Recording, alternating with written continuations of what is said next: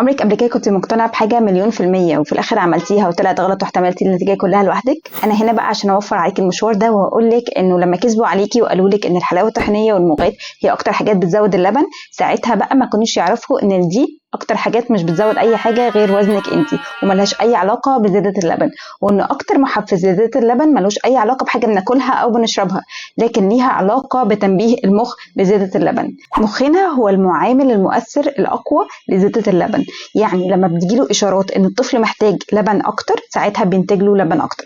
وهتجيله الإشارات دي إزاي؟ إذا كان الطفل مش بيرضع لأي سبب، ساعتها بقى بنستخدم حاجة اسمها شفاطات الثدي سواء الكهربائية أو اليدوية، هي دي اللي بتبعت إشارات للمخ إن الطفل محتاج أكتر. عشان كده بنعمل حاجة اسمها باور بامبنج أو التشفيط المكثف في الثدي في الحالات اللي بتكون صعبة فيها الرضاعة الطبيعية المباشرة، خصوصا في الفترة الأولى، سواء لنتيجة تشقق الحلمة الشديد أو لأي مشكلة عند الطفل.